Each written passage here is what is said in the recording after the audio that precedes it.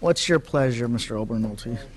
Mr. Chair and members, I'd like to waive presentation on AB 203, but I'd like to present on AB 271. Thank you. Continue, please. Mr. Chair and members, I'm here to present AB 271. This is a simple and common sense measure to permit child care agencies that contract with the California Department of Education to keep their records electronically. Now, existing state law already permits them to keep their records electronically if those records originated electronically. That's been a successful program that was passed by this body several years ago. This simple measure would extend that provision to other forms of record keeping. It would literally save hundreds of thousands of dollars every year that could then be spent for additional child care services rather than being wasted in warehousing many reams of paper. So this is a candidate for consent, or I'm sorry, for suspense in this committee. There are a number of different cost measures that have been presented to us. And we've requested some clarification with the Department of Education to clarify why these large amounts of costs are attached to these the various provisions of this bill. I'm having trouble understanding why it should cost so much. I think we all agree that this is the 21st century. We all agree that eventually all records would be kept electronically, and I would prefer to do this now. Go ahead and make the transition and save those hundreds of thousands of dollars every year and spend it on our children rather than warehousing paper. So we have requested clarification from the California Department of Education, and we will certainly keep you posted as we await their response. So with me today and testifying in support of the bill is Deneen Micheletti from the California Alternative Payment Program. Ms. Micheletti. Great. Good morning. Deneen Micheletti, representing the California Alternative Payment Program Association. We're a professional organization representing public and private nonprofits that support working poor families with parental choice and access to child care. Brief background, this bill was introduced last year. At that time, the Assembly Appropriations Committee was presented with some exorbitant costs. We were unable to seek clarification by the time the suspense calendar was taken up, and the bill failed. Since that time, CAPA has been trying to ask the department where the costs are coming from. Additionally, one of the exorbitant costs was identified that the California Department of Education would be unable, if we move to this electronic environment, to pull down federal dollars. CAP has been in conversations with Region 9 Child Care, and they're at a loss of that understanding also. Since that time, in November 2014, the Child Care Development Block Grant was enacted. In that language is direction to all the states to move more towards recognition and use of technology in serving families. This bill goes a long way to do that. One of the other things that this bill, if enacted, will create some savings and efficiencies is our CalWORks Stage 1 child care is already done entirely electronically. Roughly 40 of the counties contract out their Stage 1 child care to my nonprofits. For my nonprofit side, we have to keep everything hard copy. In Stage 1, they don't. So this would go a long way to creating seams to better serve the families. And as Assemblymember Obernolte said, the millions of dollars that are spent warehousing paper currently could go directly to supporting working families and connecting them with child care. Thank you. Okay. So in conclusion, members, we're hoping to get this off of suspense. We'd much rather spend this money caring for our children rather than warehousing miles of paper. Thank you, Mr. Chair. Thank you. And just briefly, Brian Shea Jones on behalf of Knowledge Universe in support and agree with my colleagues' comments. Any other witnesses in support? Individuals from the public in support? Witnesses in opposition? Individuals from the public in opposition? Department of Finance? Well, we don't have a position at this time. We do agree that there's potentially some measurable savings, and any costs for the Department of Education for setting up audit guidelines would likely be minor and observable. Thank you. Questions or comments from the committee members? Mr. Quirk. So I am at a loss, as you are, as to why they can't do this. Although I will say, if they're going to try and enter all the backlog into electronic form, that's probably a lot of money. Does your bill actually require that, or can it just be ongoing? No, sir. It is an allowance, not a requirement. So papers, Okay. records that are currently on paper can stay on paper. And the costs that they are citing by the Department of Education are actually not related to the transition. It's more related to what they say are going to be increased auditing costs should these records be electronic. But that confuses me because some of the records are already allowed to be electronic, and in my experience in business, audits are usually easier when the records are electronically than when they're on paper. Yeah.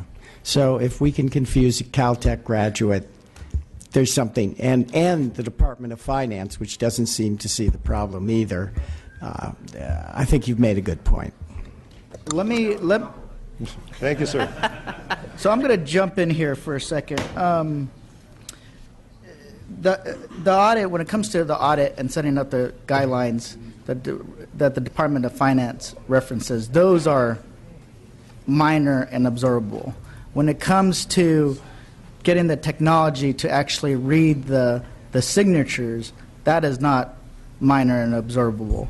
And when you're talking about the stage 1 or the stage dollars that you're talking about, those go from the Department of Social Services, not the Education Department. So this is completely two different departments, right? And two different departments. You're probably asking why they don't have the same technology. Currently, they don't.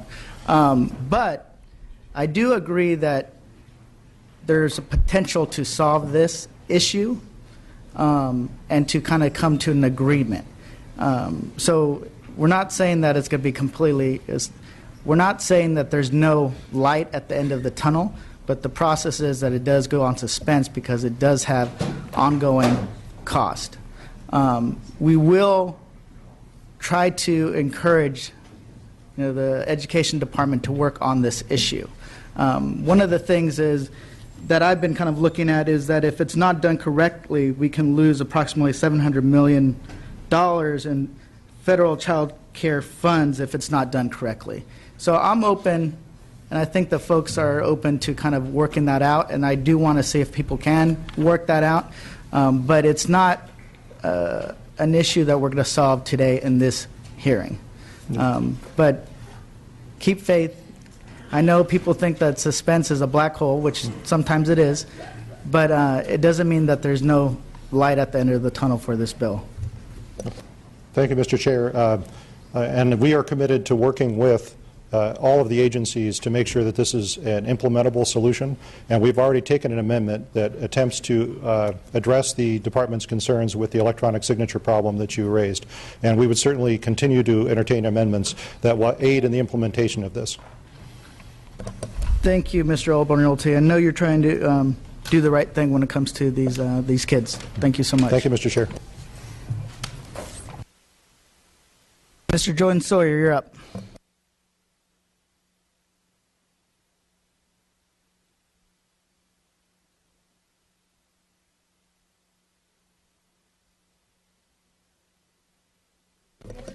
Good morning, Mr. Jones Sawyer. You have one bill on consent and AB 256 with the due pass recommendation.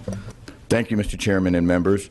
Increasingly, as the public captures questionable police practices on video, it is critical that we send a message that altering or deleting those videos will not be tolerated. In 2000, AB 1993 was signed into law, making it a felony for a peace officer to knowingly alter, place, or move physical matter with the specific intent to wrongfully charge another person for a crime.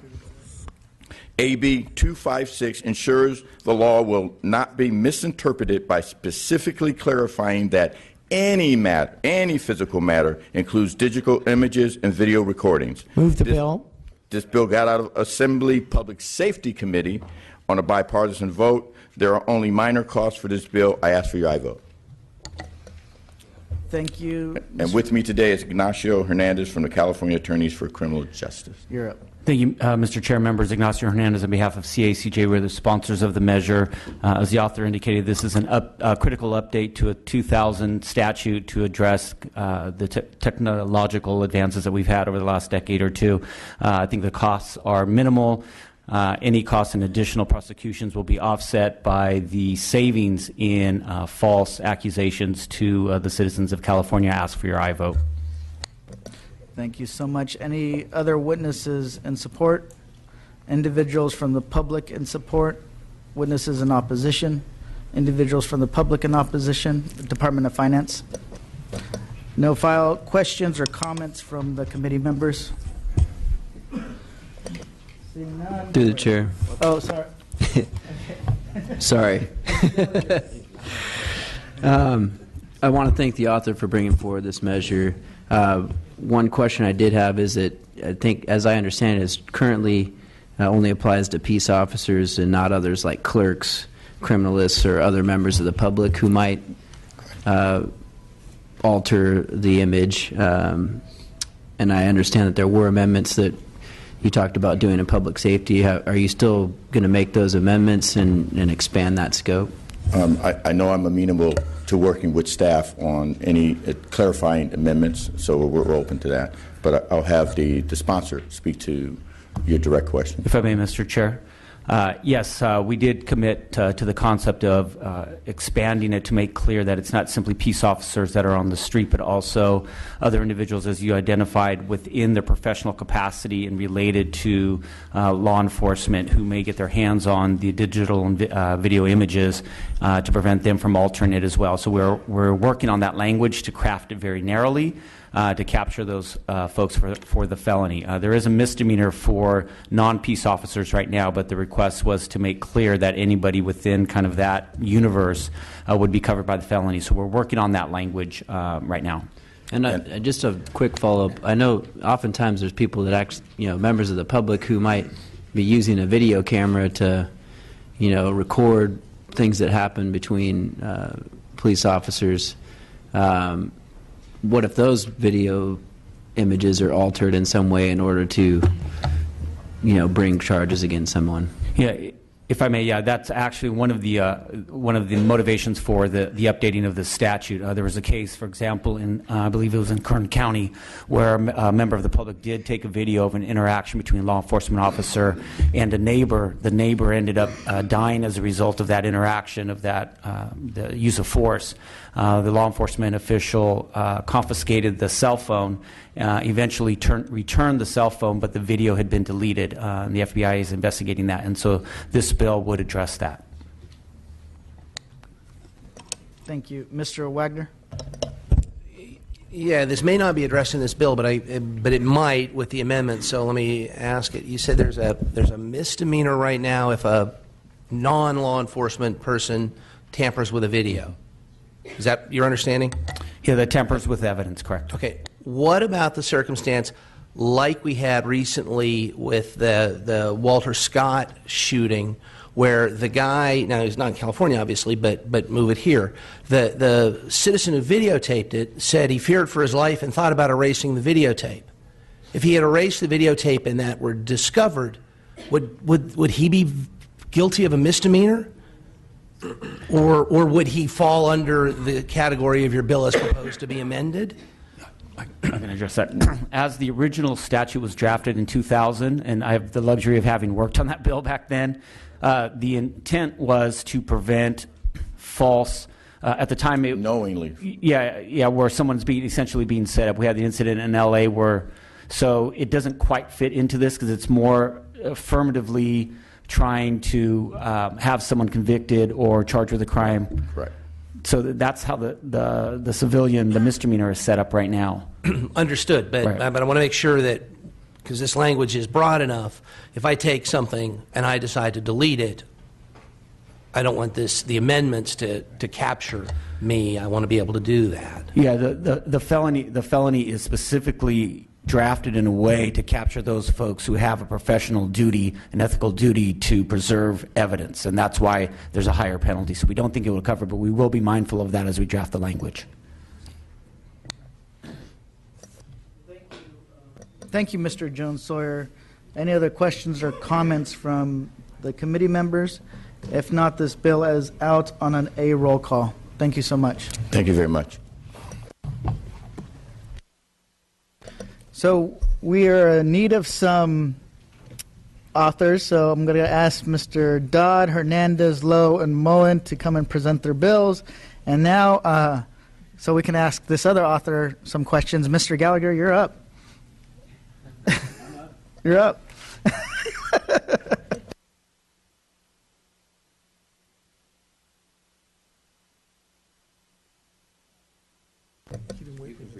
You can,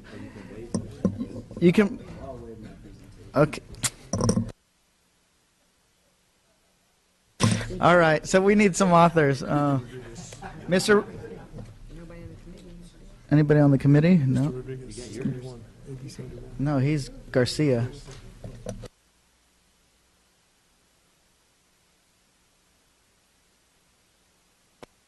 I'm handing the gavel over to the vice chair.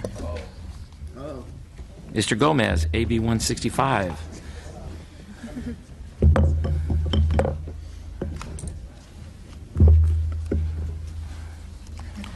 Mr. Gomez, you also have a suspense bill.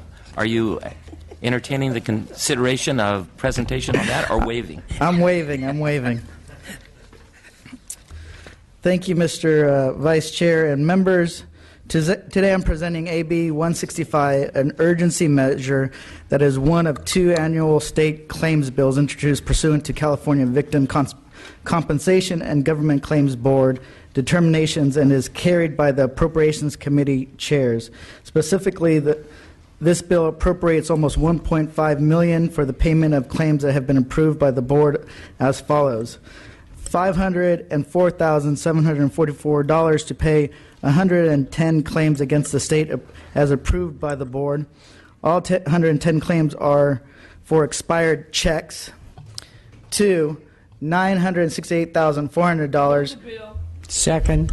We have a motion and a second. Thank you. I ask for your aye vote. Thank you very much. Are there witnesses in support? Witnesses from the audience in support? Any opposition? Seeing none. Department of Finance.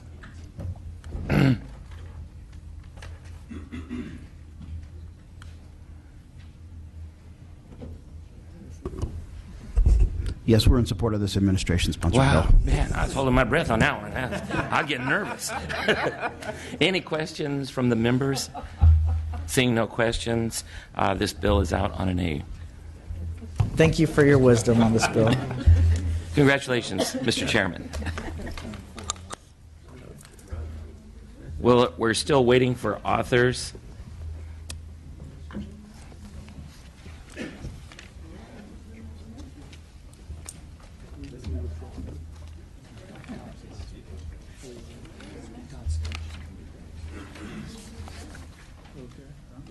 The only one we got.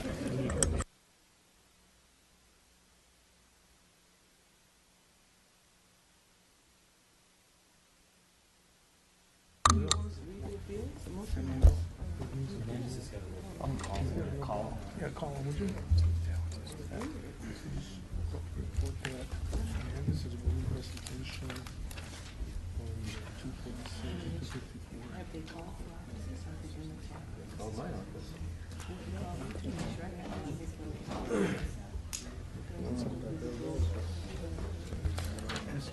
All eyes on the door.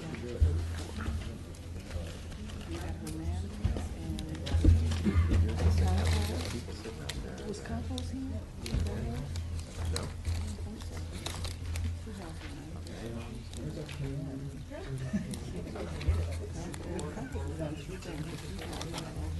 Oh. Can you present that on behalf of Mr. Hernandez? It's an LA roll call. Just read the first part, yes. Hernandez. That's it. These are all the ones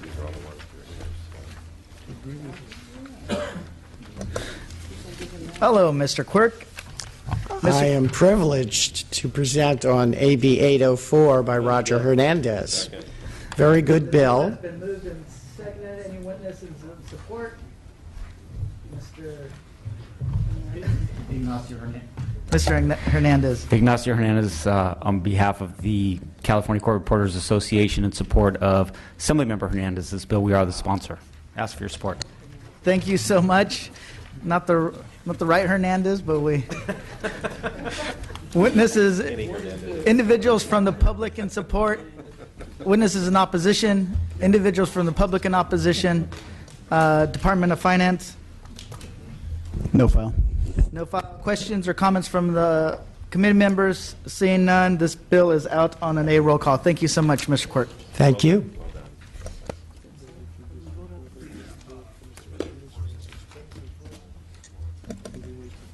And we also have, Mr. Hernandez also has other bills on suspense, and he waives presentation. That was fun. Good job. I should do that more often. You should. Anybody else you want to fill in for?